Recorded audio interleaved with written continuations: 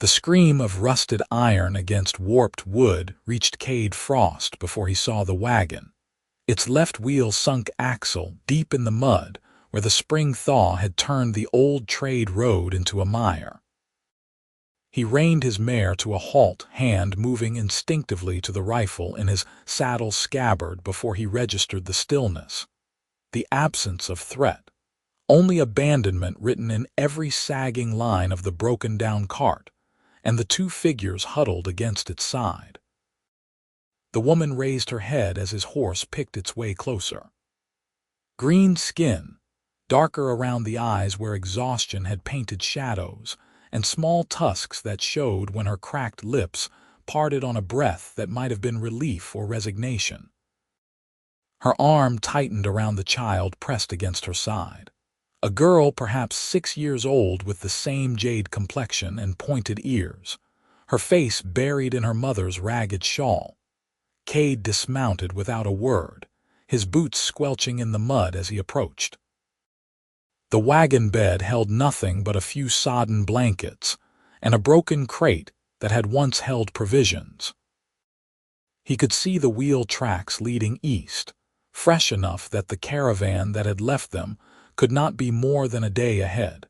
And beside those tracks, the drag marks where this wagon had been unhitched and pushed off the road. The orc woman watched him with eyes the color of amber, wary and waiting. Her daughter had not looked up. He studied the wagon for a moment longer, then turned and walked back to his horse. The woman's shoulders tightened, bracing for him to ride away. Instead, he untied the rope from his saddle, looped it around his saddle horn, and spent the next quarter-hour working in silence to secure the other end to the wagon's frame.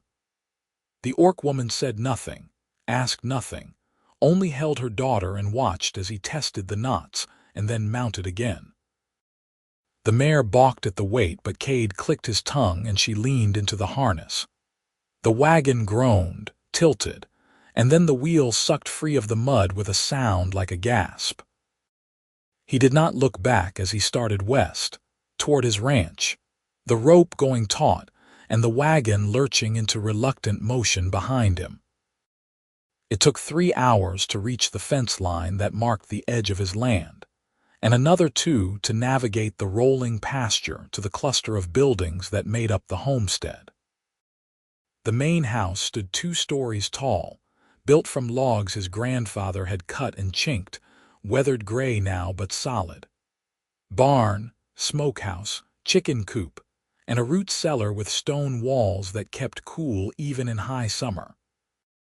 Corrals for the horses and cattle, empty now except for the handful of breeding stock he had kept through the winter.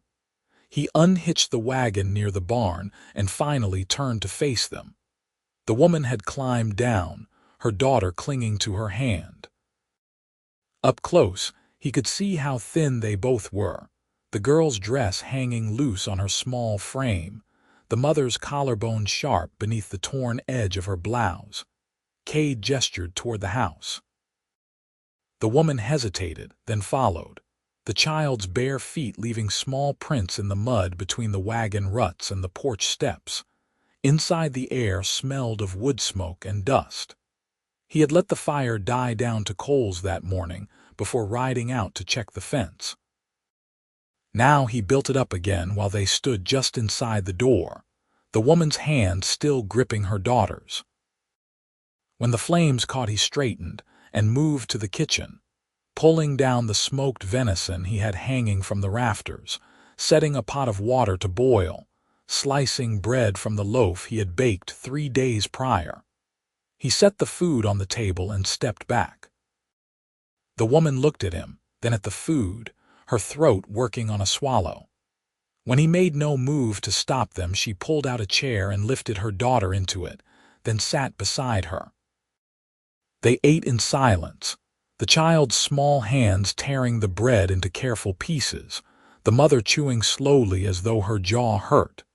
Kade left them to it and went back outside. The wagon would need work if it was going to be any use, but for now he dragged it under the barn's overhang and unhitched it properly. The sodden blankets he spread over the fence to dry. The broken crate he added to the kindling pile. By the time he returned to the house, the sun was setting and the plates on the table were empty. The woman had moved to stand by the window, her daughter asleep in the chair with her head pillowed on her arms. Kade met the woman's gaze for a moment, then pointed to the stairs. She frowned, not understanding. He climbed the first 3 steps and gestured again. This time she followed, carrying her daughter, the child's head lolling against her shoulder. Upstairs there were 3 rooms. His own, the door closed. A second that had been his parents' before fever took them 8 years back. And a third, smaller, that had been meant for children he and his wife had planned before the stillbirth took her, and the dream both. He opened that door and stood aside. The room held a narrow bed, a chest, a washstand with a chipped basin. The woman looked at him, something uncertain flickering across her face. He nodded once and left her there, descending the stairs and banking the fire for the night. He checked the doors, the windows, the rifle above the mantel. Then he climbed back upstairs to his own room and lay down in his clothes, listening to the house settle around him, and the soft murmur of the orc woman's voice singing something wordless to her daughter in the room across the hall. Morning came cold and clear. Kade woke before dawn as he always did and went downstairs to find the woman already up, the fire built and the kettle heating. She stood when he entered, her posture straight and formal. "I am Kade Frost," she said. Her voice was low, rough at the edges. "My daughter is Elspeth." "We will not burden you long." Kade said nothing. He poured coffee into 2 tin cups and set one in front of her. She stared at it for a moment, then sat and wrapped her hands around the warmth.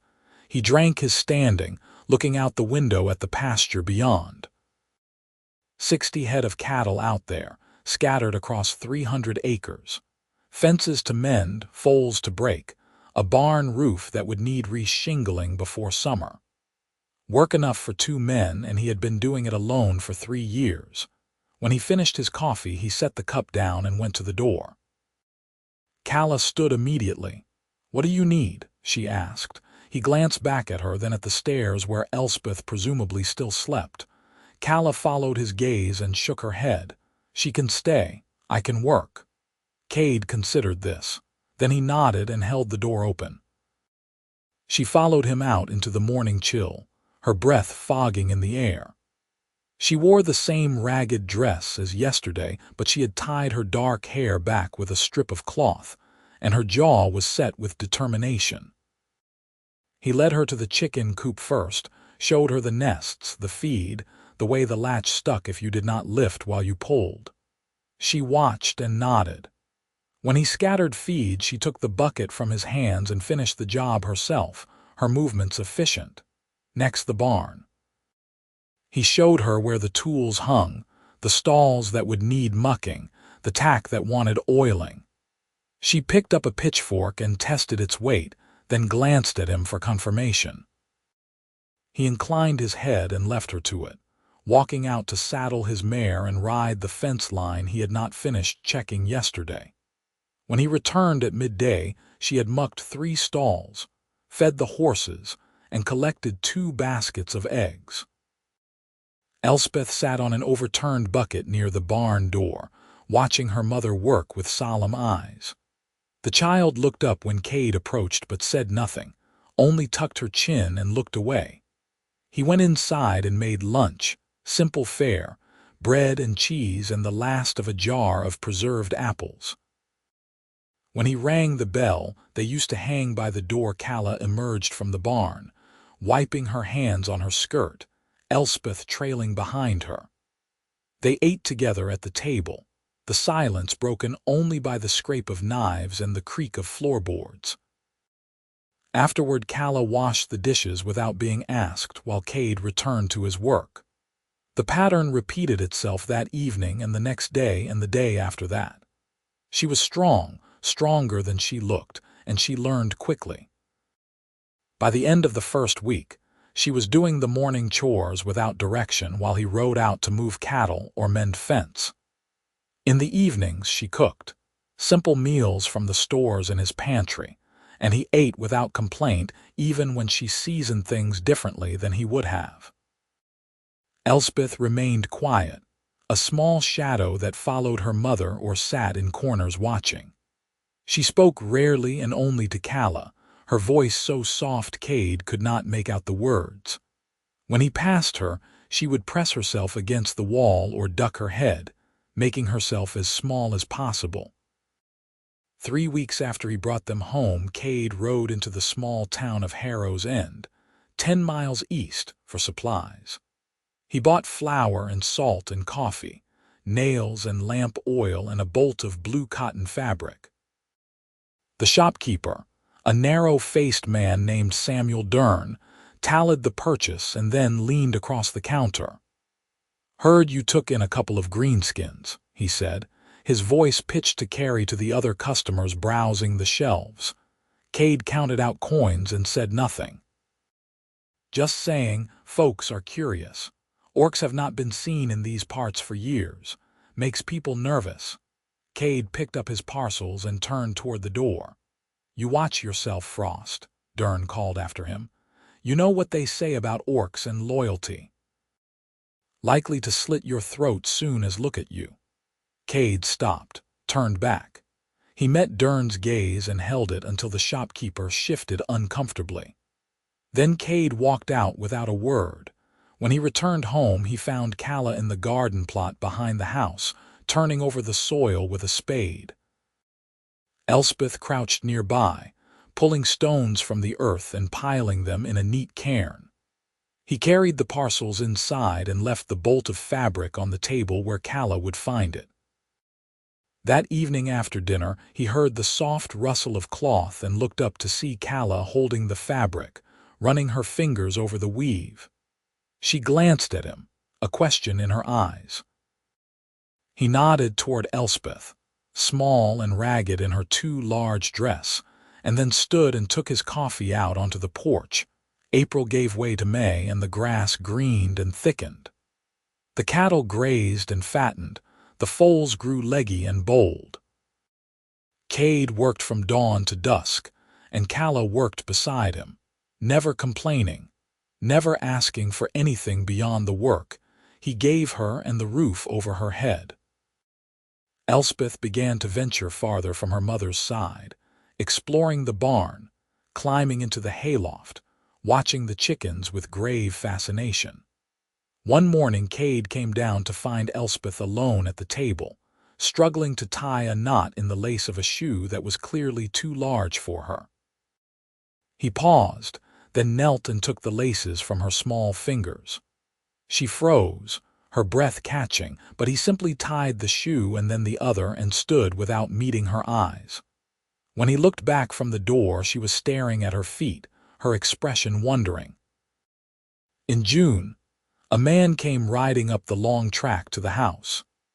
Kade was in the south pasture, but Kade saw the rider from the garden and came to stand on the porch, wiping her hands on her apron.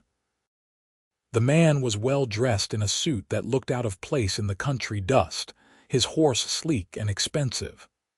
"I am looking for Kade Frost," the man said, not dismounting. "He is not here," Kade replied. The man's eyes traveled over her, lingering on her green skin, the tusks. His mouth tightened. "When will he return? I cannot say. Tell him Vincent Harper came by, from the Western Land Company. I have a business proposition for him." He reached into his jacket and pulled out a card, holding it down toward her. Kade climbed the steps and took it, her expression neutral. Harper tipped his hat, turned his horse and rode away without another word. That evening Kade gave Kade the card. He looked at it, then set it on the mantel without comment. 2 days later Harper returned, this time waiting until Kade was in the barn. The land agent dismounted and approached with his hand extended. Kade ignored it, continuing to oil the bridle in his hands. Harper lowered his hand and cleared his throat. "Mr. Frost, I represent the Western Land Company. We are acquiring property in this region for development, and we are prepared to make you a very generous offer for your ranch." Kade hung the bridle on its hook and selected another. $3,000, Harper said. "That is well above market value for this acreage. You could buy a smaller property elsewhere and have money left over." Kade dipped his cloth in the oil and worked it into the leather. "I understand you are a man of few words," Harper said, his tone cooling. "But I hope you are not a fool. This is an excellent opportunity. The company will acquire this land one way or another, Mr. Frost. It would be better for you to profit from the transaction." Kade set down the bridle and turned to face Harper fully. The agent took a half step back before catching himself. Kade said nothing, only looked at him until Harper shifted his weight and adjusted his collar. "Think about it," Harper said. "I will return next week for your answer." He left, riding away faster than he had come. Kala appeared in the barn doorway a moment later. "Is there trouble?" she asked. Kade shook his head and returned to his work. But that night he lay awake, staring at the ceiling, and his mind would not quiet. The ranch had been in his family for 3 generations. His grandfather had claimed the land when it was still wild, had built the first cabin with his own hands. His father had expanded it, added the barn and the outbuildings, built the herd to nearly 100 head. Kade had inherited it all along with the debts, had spent 3 years paying those down and rebuilding what neglect and grief had diminished. It was his, blood and bone, and he would not sell. But if Harper was telling the truth, if the Western Land Company was determined to acquire the property, there were ways to force a sale. Lawyers and politicians and men with money and connections. Kade had none of those things. He had the land in his own 2 hands and nothing else. And now he had Kala and Elspeth. 2 more people depending on him, on the safety of these walls and this ground. If he lost the ranch, they would be turned out again, back to the roads and the mud and the cruelty of people who saw them as less than human. The thought sat in his chest like a stone. In the morning he said nothing about it, only went about his work as always. But Kala watched him with those amber eyes, and he knew she saw the tension in his shoulders, the way his jaw tightened when he looked toward the road. Harper returned the following week as promised. Kade met him at the edge of the yard, standing with his arms crossed and his rifle leaning against the fence post within easy reach. "Well," Harper said, "have you considered my offer?" "No," Kade said. It was the first word he had spoken to the man, and Harper blinked. "No, you have not considered it, or no, you will not sell." "Will not sell." Harper's expression hardened. "You are making a mistake, Frost. The company has already acquired the properties to the north and east. Yours is the last piece we need. If you force us to pursue other avenues, you will find the process much less pleasant than a simple sale." "Get off my land," Kade said quietly. Harper stared at him for a long moment, then shook his head. "You will regret this." He mounted and rode away, the words hanging in the air behind him like smoke. That night, Kala came to find him on the porch where he sat watching the sunset stain the sky red and gold. She stood beside him, not speaking, until finally he glanced up at her. "If we are the reason you are losing your home, we will go," she said. Her voice was steady, but her hands were clenched in her skirt. "We have already taken too much from you." Kade looked out at the land rolling away in every direction. The cattle dark shapes against the grass, the mountains a purple line on the horizon. He thought of his grandfather breaking the first sod, his father driving the first herd to market, his wife's laugh echoing in the house that was too quiet now. He thought of Kala's hands on the pitchfork, Elspeth's small face watching him tie her shoes, the smell of cooking that filled the kitchen in the evenings, the way the house felt less empty when they were in it. "Stay," he said. Kala's breath caught. But the land agent, stay, he repeated, and this time he looked at her. I will find a way. She held his gaze for a moment longer, then nodded and went back inside. Kade sat on the porch until full dark, turning the problem over in his mind, looking for an answer he did not have. July came hot and dry. The grass yellowed, and the cattle congregated around the creek that ran through the property. Kade rode out every day to check the water levels and move the herd to fresh pasture. Kade took over more of the work around the homestead, tending the garden, preserving vegetables, managing the chickens and the milk cow they had bought from a neighbor. Elspeth had grown bolder, speaking in full sentences now, following Kade sometimes when he did chores near the house, keeping a careful distance but always watching. One afternoon he found her in the barn, standing on tiptoe to look at something in one of the stalls. He approached quietly and saw she was watching a barn cat with a litter of kittens, the mother nursing them in a nest of straw. Elspeth's expression was wistful. Kade reached past her and picked up one of the kittens, a tiny orange thing that mewed in protest. He held it out to her. Elspeth looked up at him, her eyes wide, then slowly extended her hands. He placed the kitten in her palms and stepped back.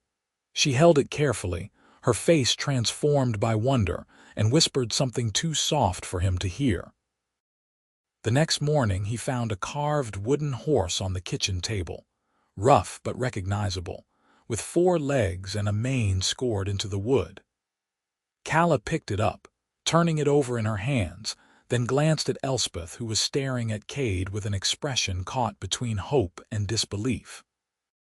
He met the child's eyes briefly, then took his coffee and went outside. That evening when he came in for dinner there were wildflowers in a jar on the table. Kade said nothing about them, but her cheeks darkened, and she did not quite meet his gaze. They ate in their usual silence, but it felt different, less empty, almost companionable. August brought a letter delivered by a rider from town. Kade opened it and read the formal language, the legal terms, the ultimatum. The Western Land Company was filing a claim that the property had been abandoned for portions of the year, that the homesteading requirements had not been properly maintained, that the land should be forfeit and available for purchase. It was nonsense, all of it, but it was backed by lawyers and required a response in court in Harrow's End within 30 days. Kade folded the letter and set it on the mantel next to Harper's card. He had no lawyer, no money to hire one, no skill at arguing in front of a judge. He knew cattle and fences and the feel of good earth in his hands. He did not know how to fight this kind of battle. That night, Kade found him in the barn, checking on a mare that was due to foal soon. She sat on a hay bale and waited until he acknowledged her with a glance. "Tell me," she said. So he did, the words coming slowly, haltingly, but all of it. The letter, the claim, the hearing.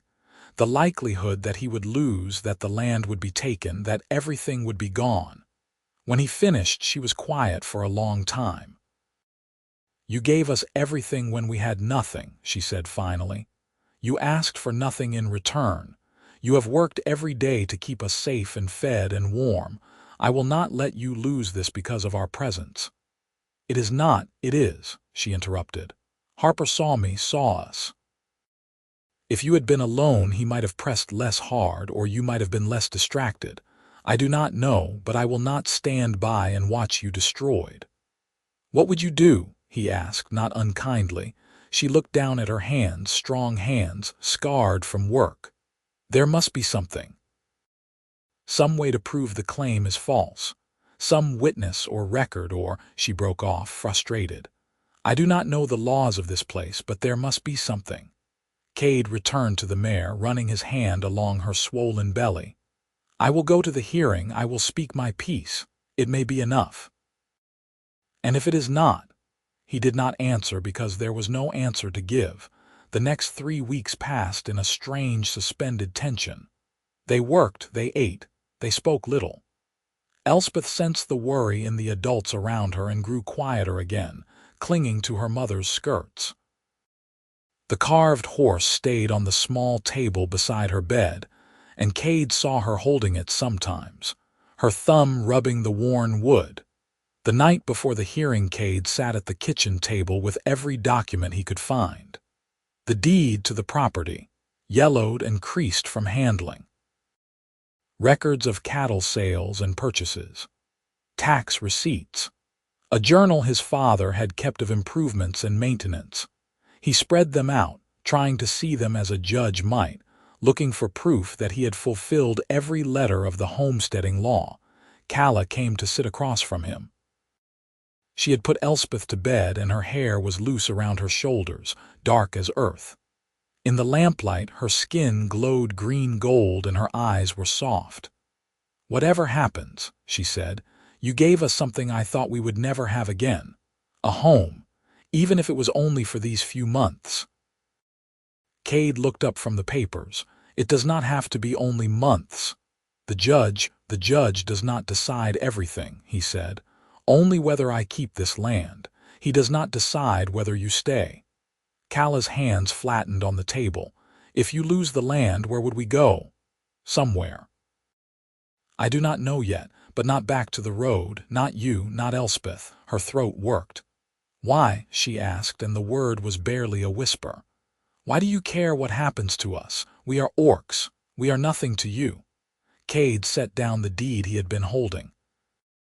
He looked at her, this woman who had worked beside him without complaint, who had brought life back into his empty house, who sang to her daughter in the evenings and left wildflowers on his table. He thought of Elspeth's wonder when she held the kitten, the way Kala's eyes had softened when she found the carved horse, the 100 small ways they had become part of the rhythm of his days. "You are not nothing," he said.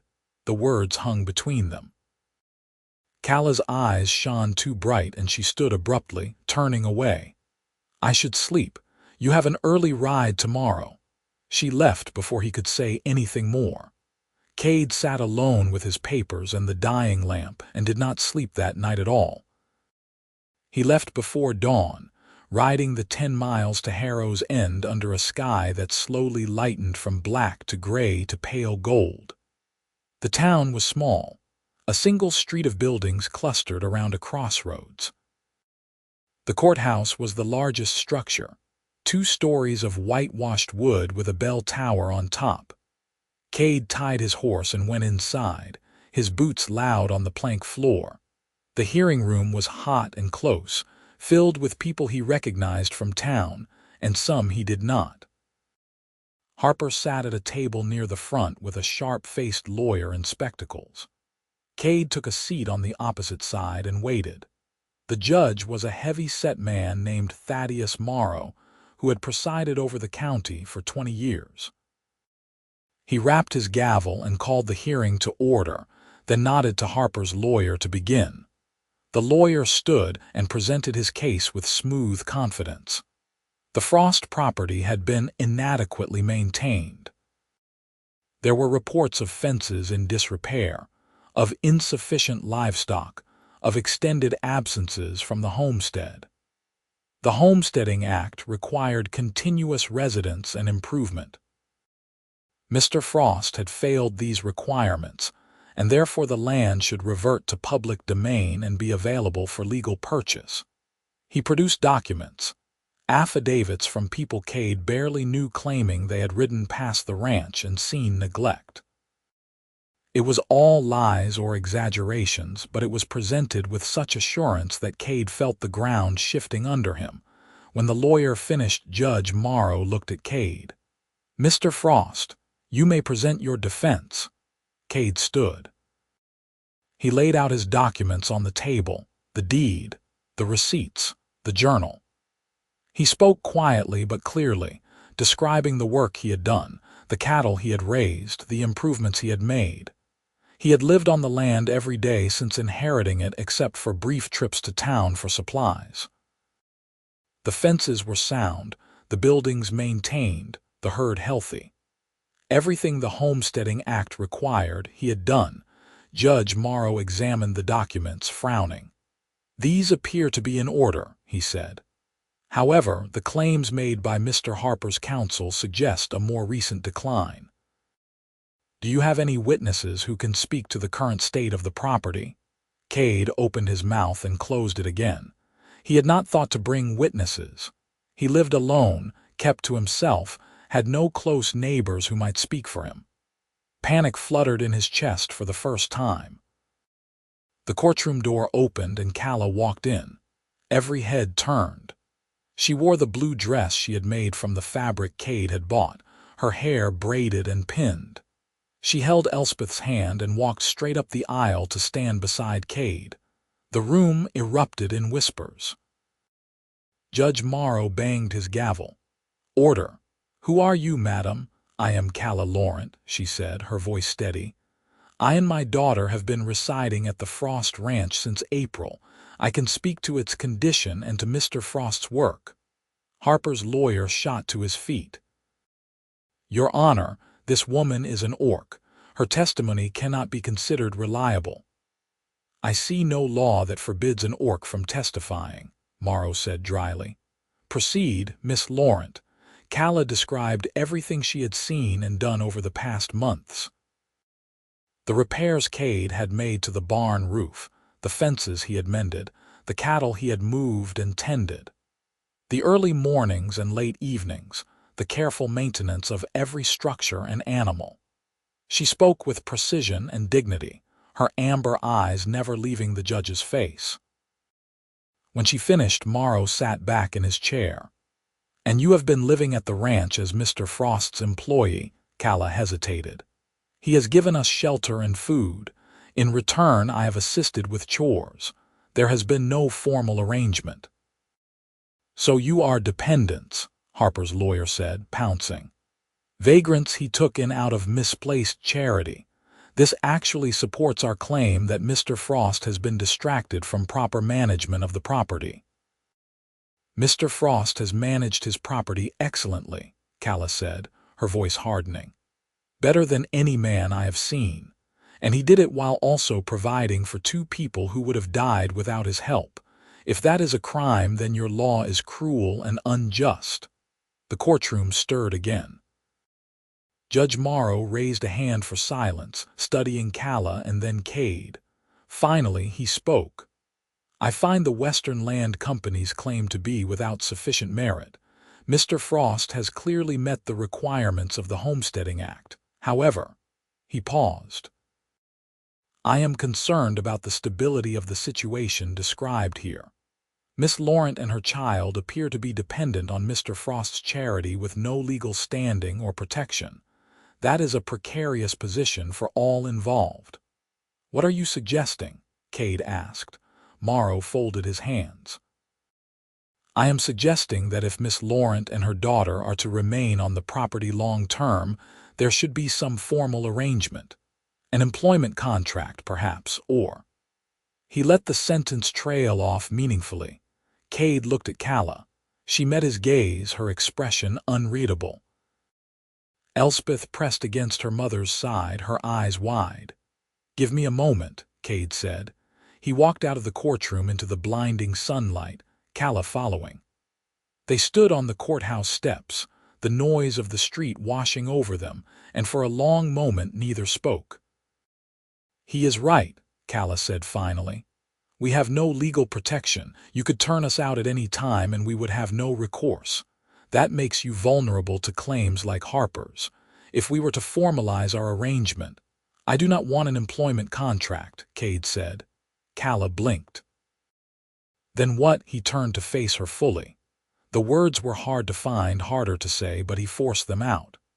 "This ranch, this house, it has been empty a long time. Not of people, maybe, but of life.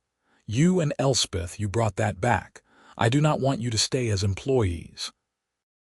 I want you to stay as family." Kala's breath caught. "Kade, I am not good at this," he said, frustration edging his voice. "Talking, saying what I mean, but I am asking, will you marry me? Will you let me be Elspeth's father, legal and true? Will you stay and make this place a home again?"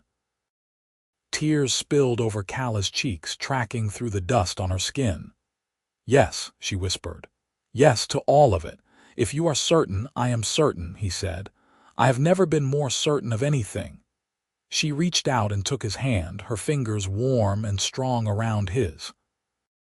They stood there on the courthouse steps, the sun beating down, and Kade felt something he had not felt in years. Hope. They went back inside. Judge Morrow looked up as they entered, one eyebrow raised.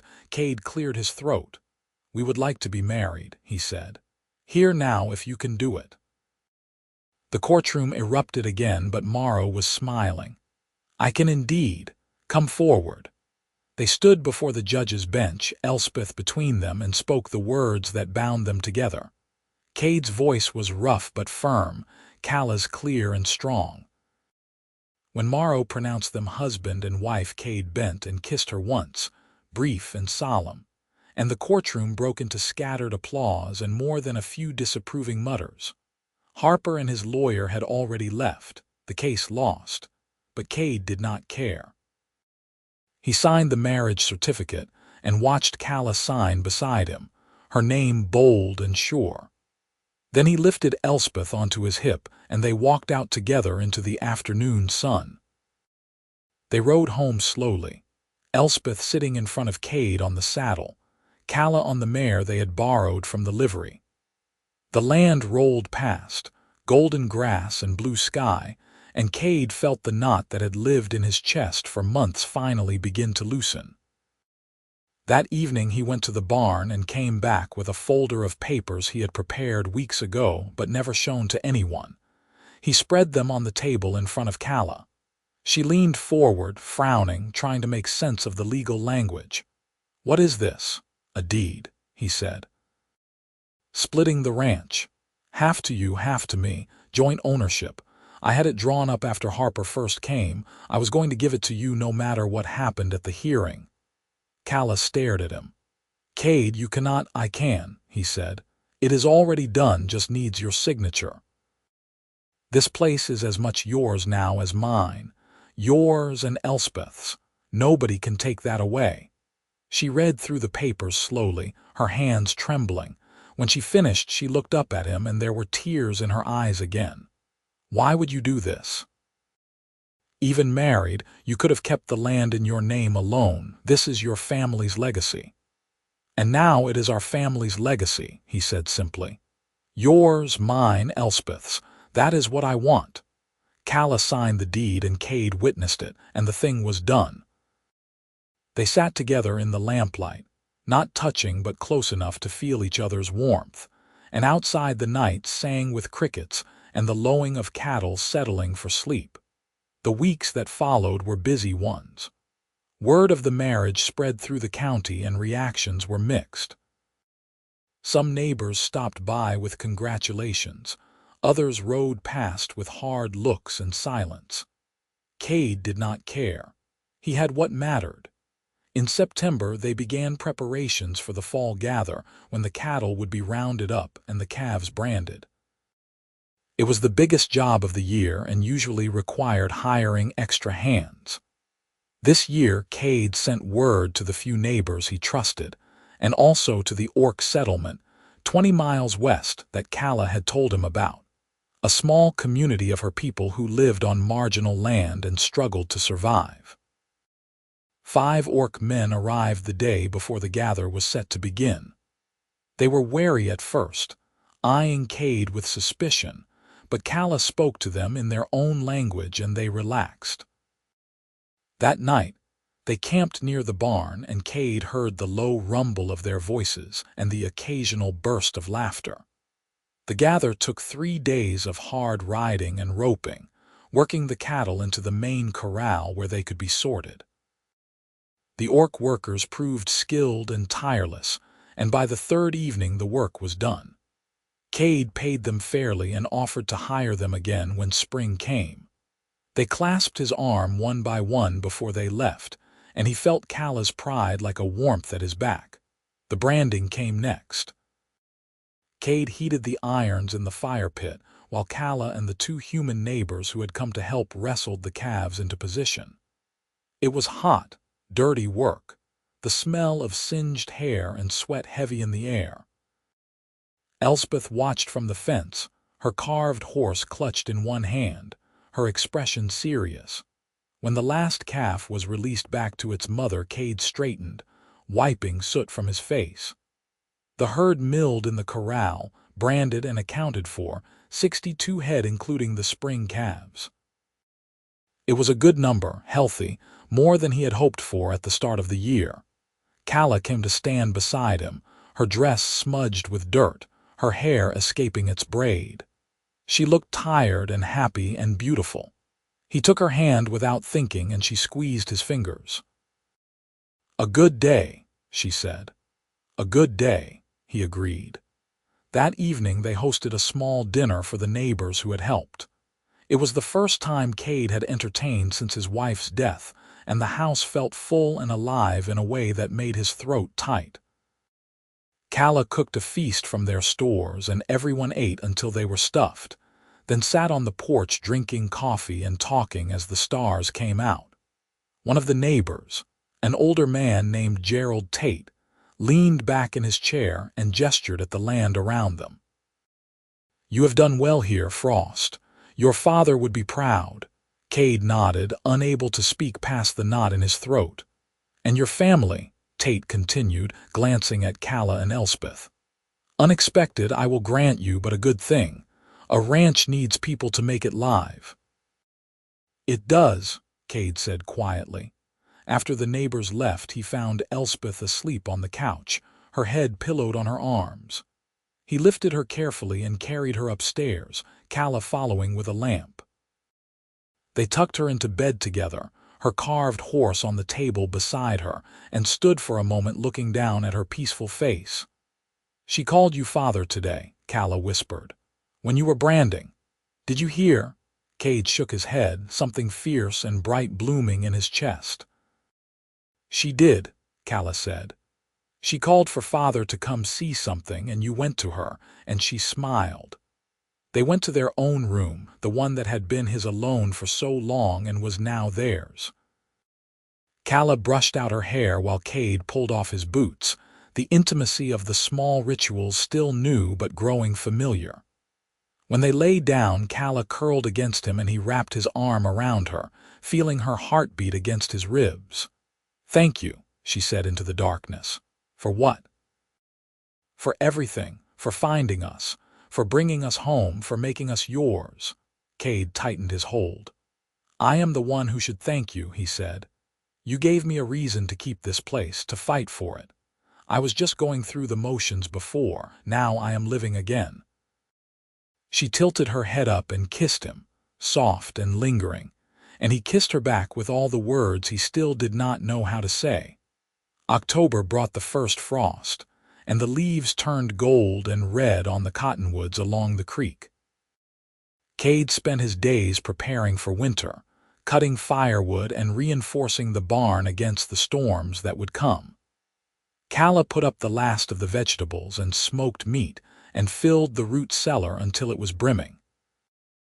Elspeth helped where she could, carrying wood, gathering eggs, learning to knit under her mother's patient instruction.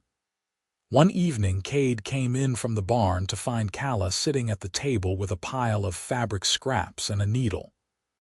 She was sewing them into a quilt, the pieces forming a pattern of stars and diamonds. He watched her work for a moment, then sat down across from her. "For the baby," she said, not looking up. Kade went very still. "Baby." Kala's hands stilled and she finally met his eyes. "I am pregnant," she said. 2 months, I think. I was going to wait to be certain before I told you, but—" She gestured at the quilt. "I could not wait." Kade stood and came around the table, pulling her up into his arms. She laughed, surprised, and he held her tight, his face buried in her hair. A baby. Their baby. He had never thought he would have another chance at that dream, and now here it was, real and solid and growing inside the woman he loved. "Are you happy?" Kala asked, her voice muffled against his chest. "Yes," he said. "Yes, I am happy." They told Elspeth at dinner and she stared at them with wide eyes. "A baby," she whispered. A brother or sister, we will not know which until the baby comes, Kala said. But yes. Elspeth thought about this for a long moment, then nodded decisively. I will help. I will be a good big sister. I know you will, Kade said, and Elspeth beamed at him. Winter came on cold and hard. Snow fell in thick curtains and the wind howled around the eaves of the house. Kade had prepared well and they were snug inside, the fire always burning, the pantry stocked. He spent the short days tending the animals and the long evenings inside with his family, teaching Elspeth to read from the few books he owned, carving new toys while Kala sewed, the three of them together in the warm glow of the lamps. Kala's belly grew round and Kade found himself watching her constantly, marveling at the changes in her body, the life growing inside her that was half his. She caught him staring once and smiled, taking his hand and placing it on her stomach. A moment later he felt a flutter, a tiny kick, and his breath caught. Strong, Kala said. Like his father, or her mother, Kade replied, and she laughed. In January, Vincent Harper appeared one last time, riding up through the snow to the house.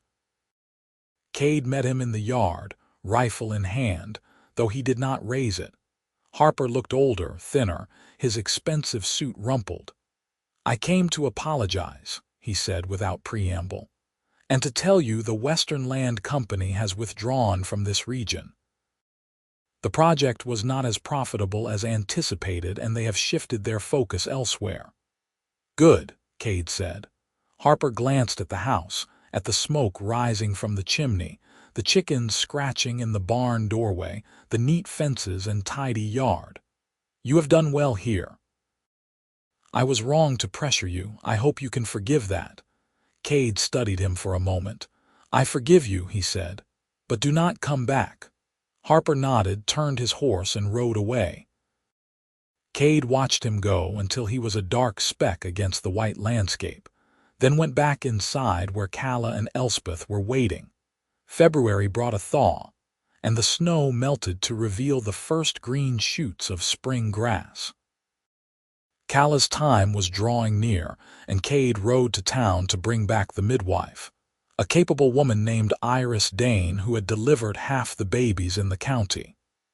She stayed for 3 days, waiting, and on the 4th morning Kala's labor began.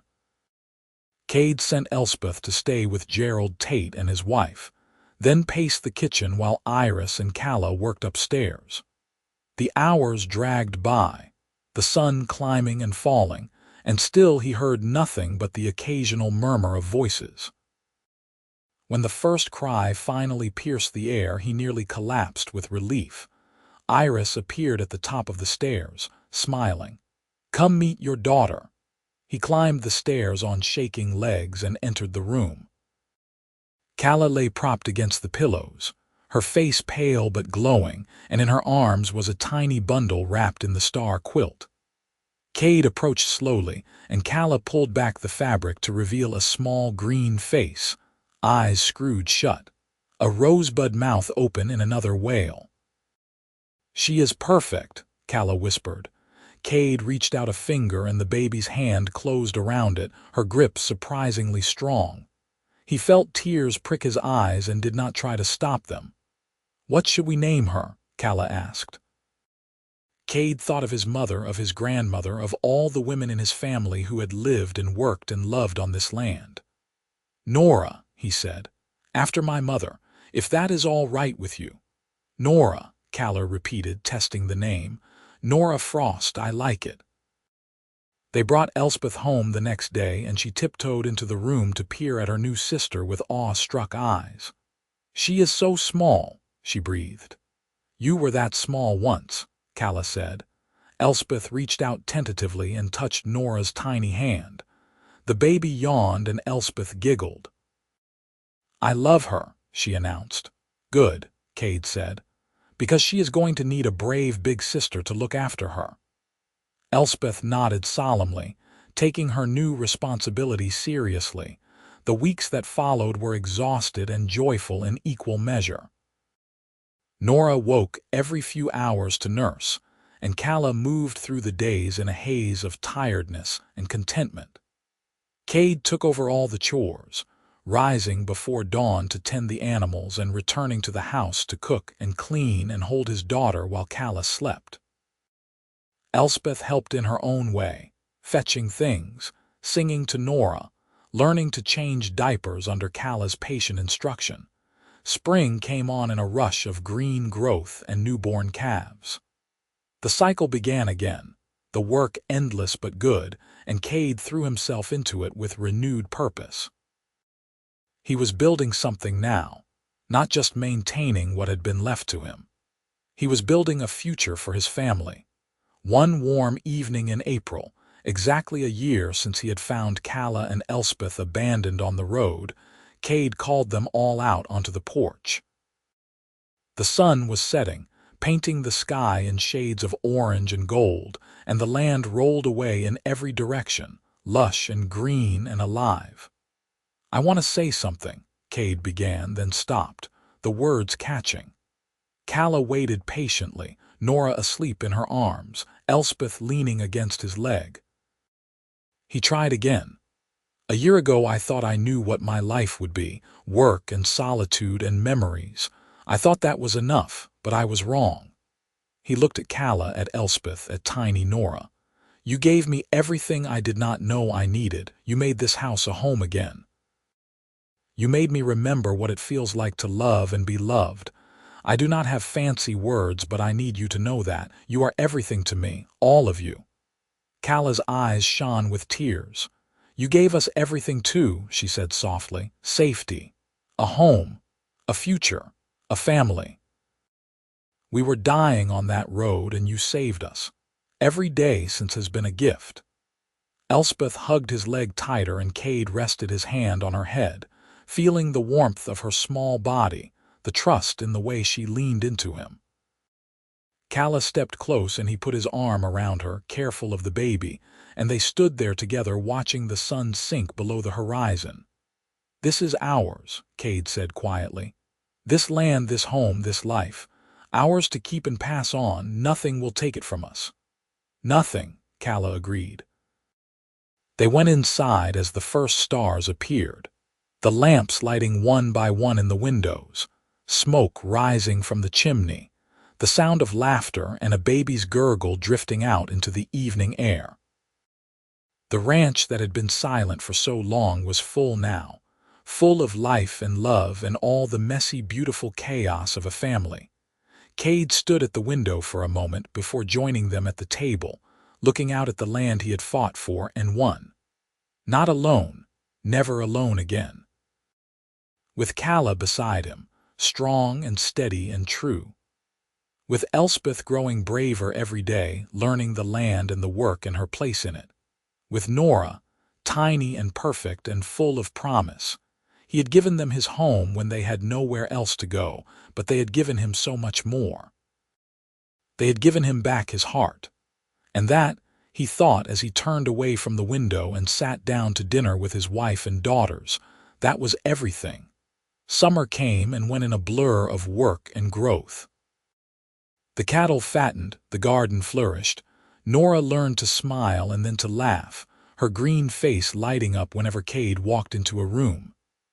Elspeth helped with the harvest, her small hands quick and capable, her pride evident when Kade praised her work. Kala moved through the days with quiet competence, managing the household and the baby, and still finding time to work beside Kade when he needed an extra pair of hands. In August, they hosted the orc workers again for the summer gather, and this time, Kade invited them to stay for a meal afterward. They sat around the big table that had once seen only him alone, eating and talking, the mingling of human and orc languages creating a music that felt right to Kade's ears. One of the younger orcs, a man named Thorin, brought a fiddle and played while the others sang, songs in a language Kade did not know but that made Kala's eyes go soft with memory. When the workers left the next morning, Thorin clasped Kade's arm. "You are a good man, Kade Frost," he said in careful English. The people will remember this. What you have done for Kala and her daughter, it matters. It changes things." Kade did not know what to say to that, so he simply nodded, and Thorin smiled and rode away with the others. Autumn arrived with cool winds and turning leaves. Nora was 6 months old, sitting up on her own and babbling nonsense that Kala insisted were almost words. Elspeth had started learning to ride, perched on the back of the gentlest mare while Kade led her in careful circles around the corral. She was fearless, laughing when the horse trotted, begging to go faster, and Kade saw his father in her, his grandfather, all the generations who had loved this land and the life it offered. One morning in late October, Kade woke to find Kala already up, standing at the window of their room looking out at the sunrise. He came to stand behind her, wrapping his arms around her waist, and she leaned back against him. "What are you thinking about?" he asked. "How far we have come," she said. "A year and a half ago we were dying on that road, we had nothing, we were nothing, and now—" She gestured at the land beyond the window, at the house around them. "Now we have everything." "Not everything," Kade said. "Not yet." She turned in his arms to look up at him. "What do we not have?" He considered the question seriously. "More children if you are willing, more years together, more memories to make." Kala smiled. "Those are not things we do not have, those are things we will have. There is a difference." "True," he said, and kissed her. They went downstairs to find Elspeth already dressed and feeding Nora carefully spooned oatmeal. The baby was more interested in grabbing the spoon than eating, but Elspeth persisted with patience beyond her years. Kade watched them for a moment, these daughters of his heart if not all his blood, and felt a contentment so deep it was almost painful. The winter was mild, allowing them to keep the cattle on pasture longer than usual. Kade spent the short days riding the fence lines and the long evenings inside, teaching Elspeth her letters and numbers while Kala knit and Nora played on a blanket at their feet. Sometimes neighbors would stop by, and they would host small gatherings, sharing food and stories, and slowly the community that had been skeptical of Kade's mixed family began to accept them, to see them as just another ranch family trying to make a living on the frontier.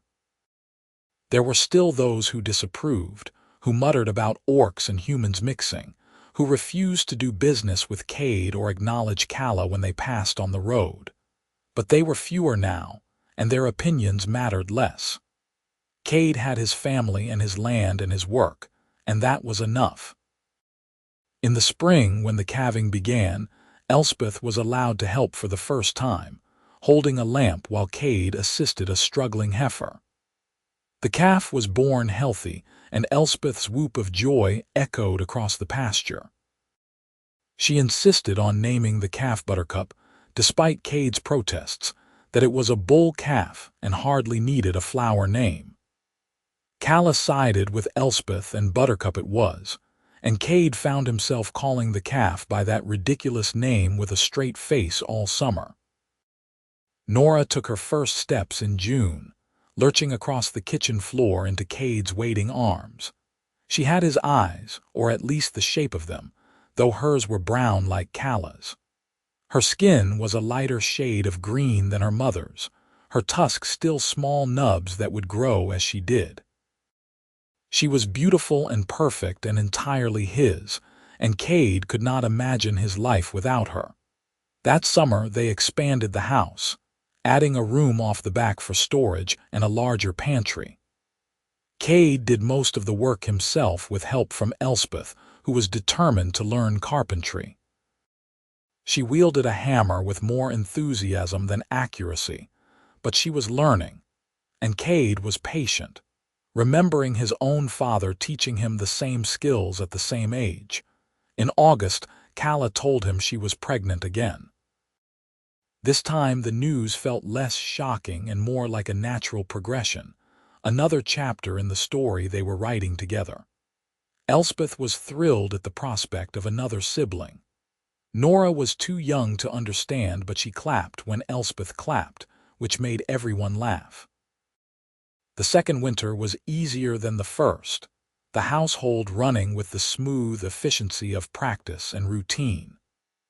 Kade and Kala worked in harmony, anticipating each other's needs, trading off childcare and chores, talking more now, the silence between them comfortable rather than awkward. One evening in January, Kade sat at the table doing accounts while Kala mended clothes by lamplight. The children were asleep upstairs. The fire crackled. Outside the wind howled, but inside it was warm and still. "We should think about hiring someone," Kala said suddenly. Kade looked up. "Hiring?" "For the summer. The herd is larger now, almost 80 head. When the baby comes, I will not be able to do as much for a while, and Elspeth is still too young to do the work of an adult. We could use another pair of hands." Kade considered this. She was right. The work was getting to be more than he could manage alone, even with Kala's help. "Do you have someone in mind?" Thorin asked last year if there might be work here long term. "He is skilled and trustworthy, and his presence would help other orcs see that humans and orcs can work together, live together." Kade nodded slowly. "All right. Write to him. If he is interested, he can start in the spring." Thorin arrived in March, just as the snow was beginning to melt. He was a young orc, perhaps 20, with a ready smile and a strong back. Kade set him up in the bunkhouse he and Kala had built off the barn and put him to work mending fences and preparing for the spring gather. Thorin proved everything Kala had promised, hardworking and cheerful, and he was good with Elspeth, teaching her orc phrases and telling her stories of his people's history. In April, Kala went into labor again, this time with less drama. Iris Dane arrived in the morning, and by evening Kade had a son, small and squalling and perfect. They named him Felix after Kade's grandfather, and Elspeth held him with careful reverence while Nora tried to poke his nose and had to be gently redirected. With Thorin's help, the summer work went smoothly. The gather was completed in 2 days instead of 3, the branding done efficiently. The cattle moved to fresh pasture with minimal effort. Kade found himself with more time to spend with his family, teaching Elspeth to ride faster now that she was older, playing with Nora, who was walking everywhere and getting into everything, holding Felix and marveling at his tiny fingers, his serious expression, the way he seemed to study the world around him with intense concentration. That fall, a delegation arrived from the orc settlement, 3 elders who asked to speak with Kade and Kala. They sat in the kitchen drinking coffee, their expressions solemn, and finally the oldest, a woman named Marga, spoke. "We have come to thank you," she said, "and to ask for your help." "What kind of help?" Kade asked. Marga explained that the settlement was struggling. The land they had been allotted was poor, the soil thin, the water unreliable. They had tried farming, but the crops failed more often than they succeeded.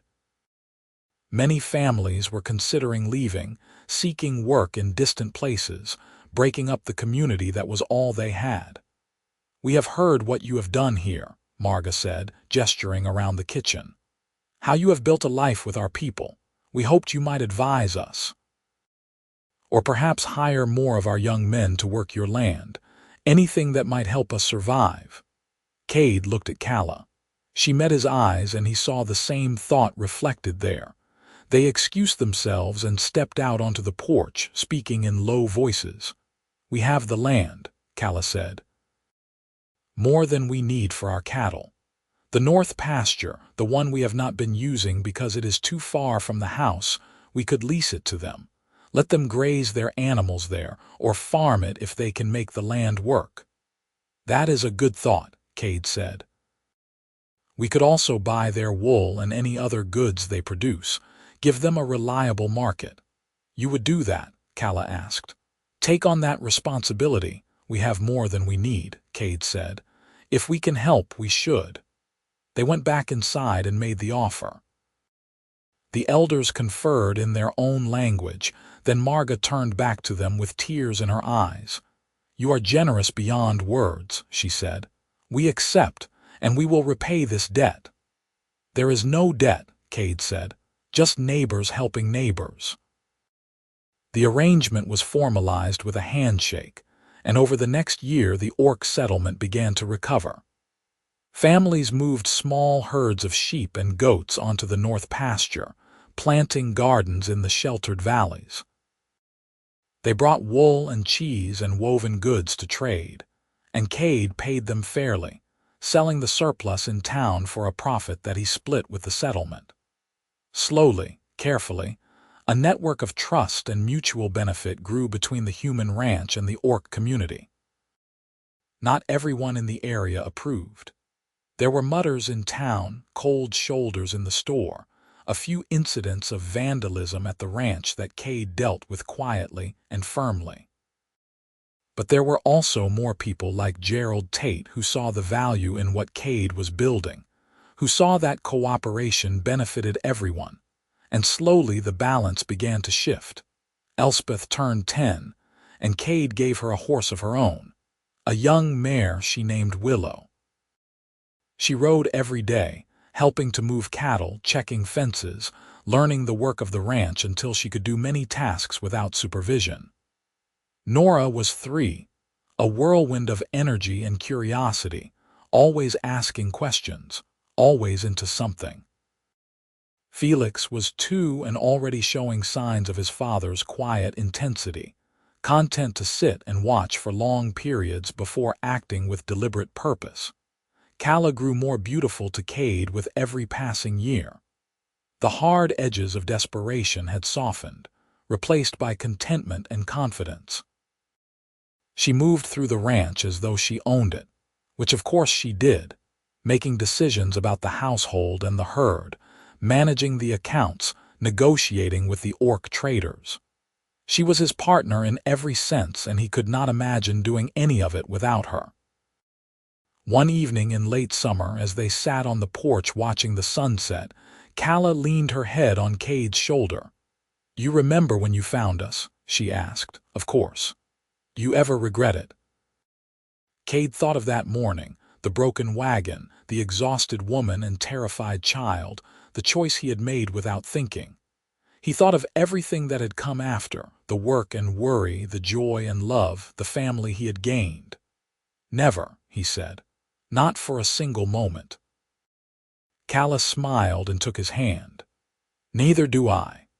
They sat in comfortable silence as the sky turned from gold to pink to purple, the stars beginning to emerge one by one. Inside the house they could hear the children playing, Elspeth reading to Nora and Felix, their voices a gentle murmur.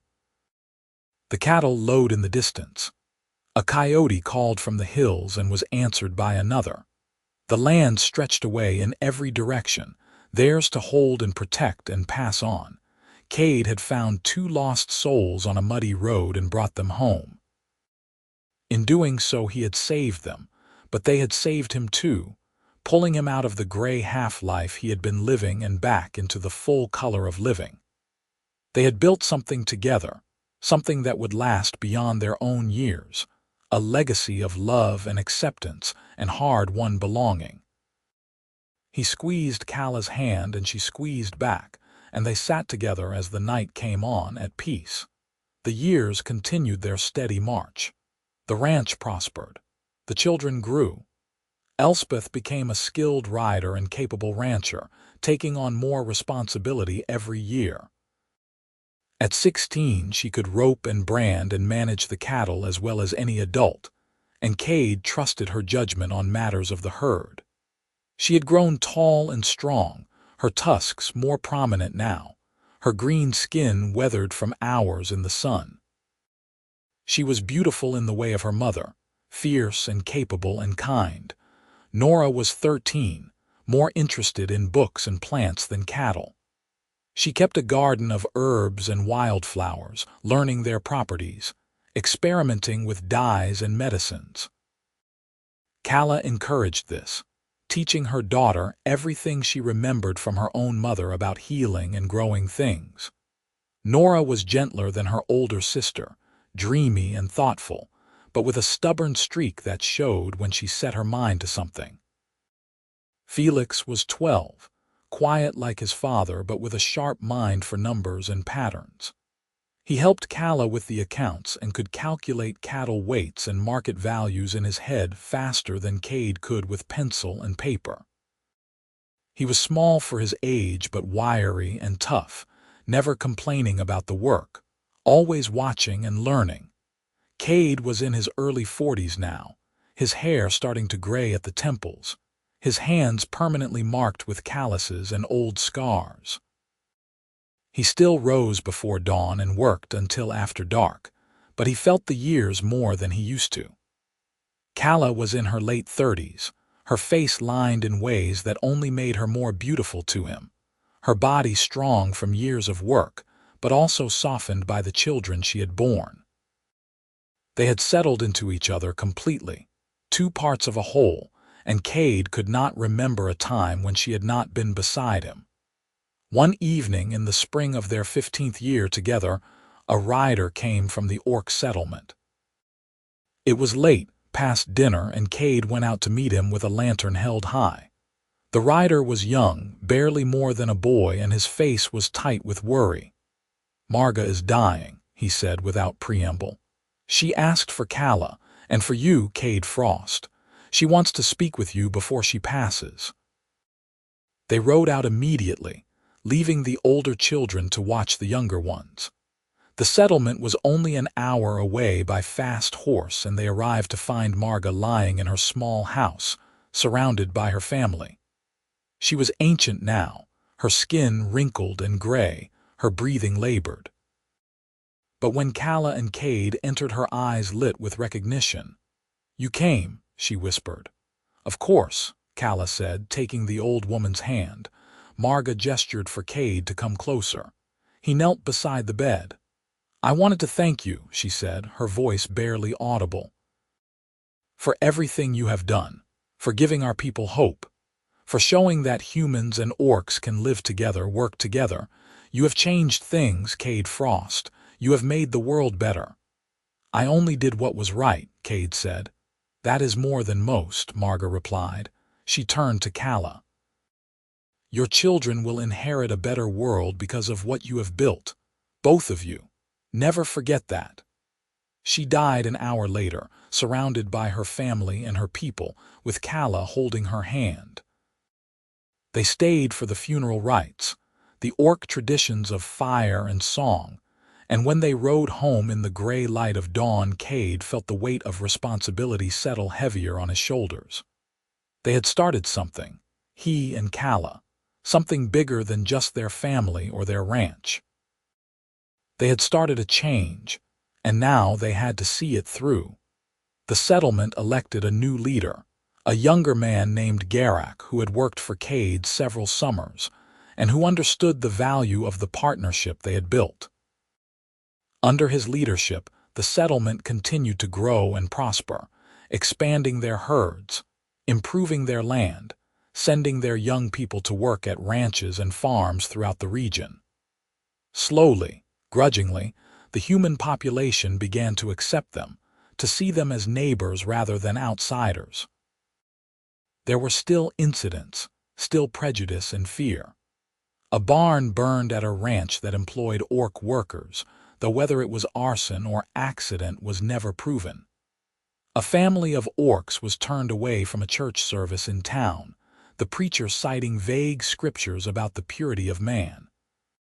But these became the exceptions rather than the rule, and each time they happened there were voices raised in protest, humans standing beside orcs and demanding better. Kade's ranch became a gathering place, a symbol of what was possible.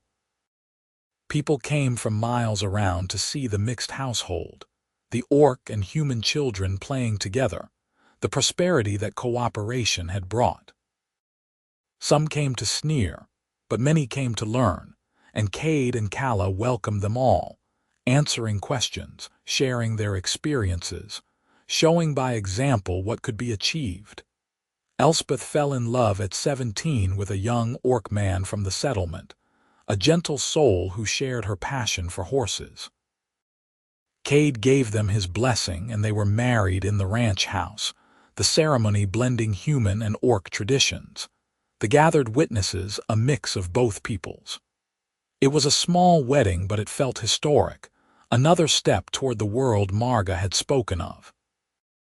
The young couple built a house on the edge of the ranch property, and Elspeth continued to work the land with her father and mother, her husband learning the trade alongside her. Within a year they had their first child, a daughter they named Kira, and Kade held his granddaughter with trembling hands, seeing the future in her small green face, the promise of generations yet to come. Nora went to study in a larger town to the east, apprenticing with a healer there. She wrote letters home full of excitement about all she was learning, and Kala read them aloud by lamplight, her voice thick with pride. Felix stayed on the ranch, taking over more of the business management, his mind perfect for the complexities of markets and negotiations. The ranch had grown to nearly 200 head of cattle, and they employed 5 permanent workers, 3 orcs and 2 humans, all living in the expanded bunkhouse and sharing meals in the main house.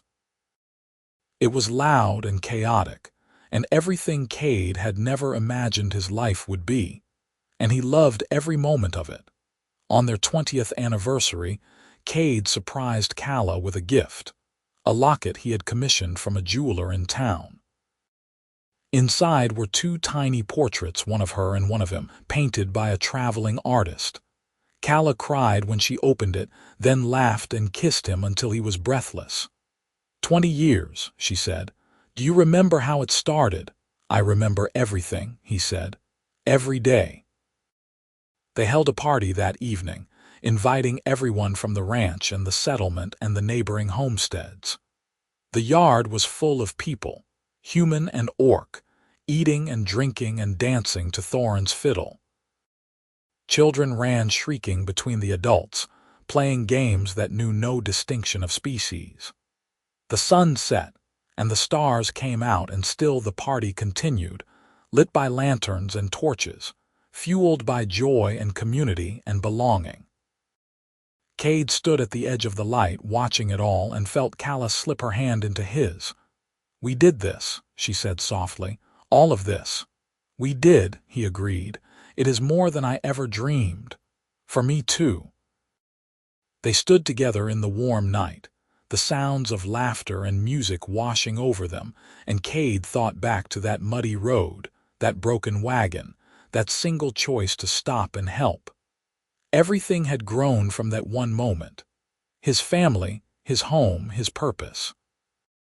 The change spreading slowly through the region, orcs and humans learning to see each other as people rather than strangers or threats. It was not perfect. There was still prejudice, still fear, still people who would never accept what he and Kala had built. But it was better than it had been. And maybe in time it would be better still.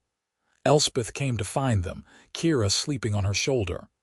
Mama, father, come dance. You cannot miss your own party. Kade let himself be pulled into the circle of dancers, Kala laughing beside him, and they spun through the dust and the lantern light, young and old, orc and human, all moving to the same rhythm, all part of the same story. The party lasted until dawn, people finally stumbling home or bedding down wherever they could find space. Kade and Kala climbed the stairs to their room as the sun was rising, exhausted and happy, and fell into bed still in their clothes. Best anniversary ever, Kala murmured. Best anniversary ever, Kade agreed. They slept through the morning and woke to find the house quiet, everyone else still sleeping off the night's revelry. They made coffee and carried it out to the porch, sitting in their usual chairs, looking out at the land that was theirs. What do you think the next 20 years will bring? Kala asked. Kade sipped his coffee and considered. More grandchildren, more change, More of this. He gestured at the ranch, the settlement visible in the distance, the world they had helped shape. More of this, Kala echoed. I can live with that. So can I. They sat in comfortable silence, the sun warming their faces, the breeze carrying the scent of grass and cattle and home. Whatever came next, they would face it together. They had proven that over and over, through hardship and joy, through challenge and triumph. They were a team, a partnership, a family, and they were exactly where they were meant to be. The story could have ended there, with Kade and Kala on the porch looking out at their life, but life does not work in neat endings. It continues, messy and beautiful and unpredictable. So they kept living. They watched their children grow and have children of their own. They expanded the ranch further, buying adjacent properties as they became available, eventually managing nearly 1,000 acres and 300 head of cattle. They hired more workers, built more structures, became one of the largest and most successful operations in the region. But success was never the point. The point was the family gathered around the dinner table, loud and laughing. The point was the grandchildren playing in the yard while Kade whittled toys and Kala shelled peas. The point was the orc and human communities growing closer, working together, intermarrying, creating something new and better than what had been before. Kade's hair went fully gray and then white. His hands grew gnarled with arthritis, but he still rode the fence lines, still checked the cattle, still did the work because it was who he was. Kala slowed too, her joints aching in the winter, her eyesight dimming. But she still managed the household, still kept the accounts, still welcomed travelers and traders and anyone who needed a meal or a place to stay. They were old now, truly old, and they had earned it.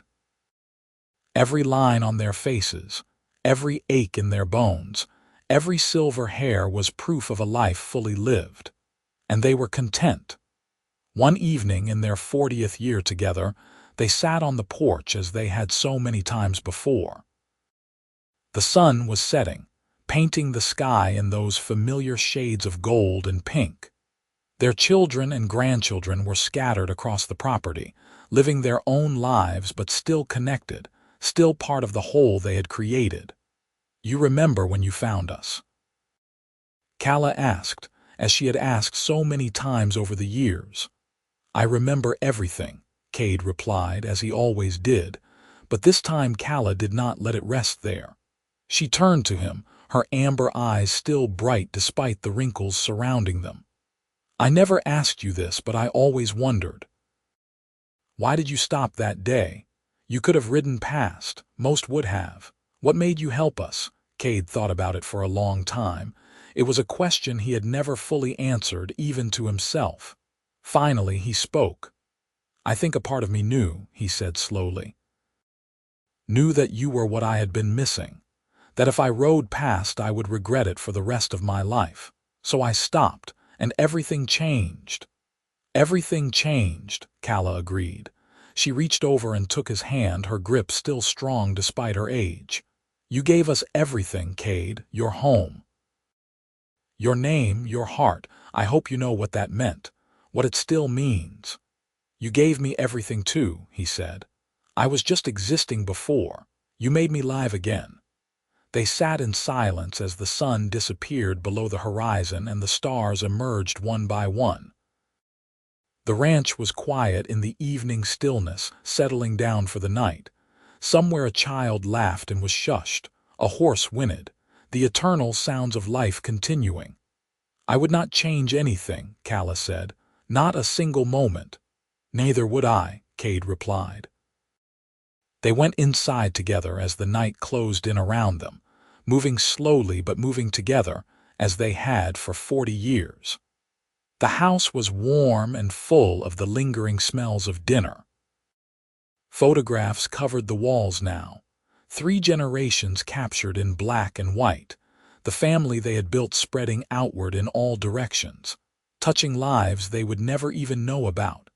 Kade locked the doors and checked the fire.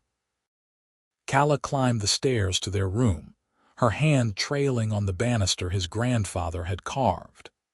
They got ready for bed with the ease of long practice, moving around each other in the small space, and when they lay down, Kala curled into Kade's side as she had every night for 4 decades. "I love you," she whispered into the darkness. "I love you too," he replied. And in the morning they would wake and do it all again, would live another day in the home they had made together, on the land they had shared, surrounded by the family they had created. They would keep living until they could not any longer, and even then their legacy would continue, spreading outward through their children and grandchildren, through the community they had helped build, through the changes they had set in motion all those years ago when a lonely man found an abandoned mother and daughter and chose to stop, to help, to care. It was a simple choice, but from simple choices, great things grow, and theirs had grown into something beautiful beyond measure.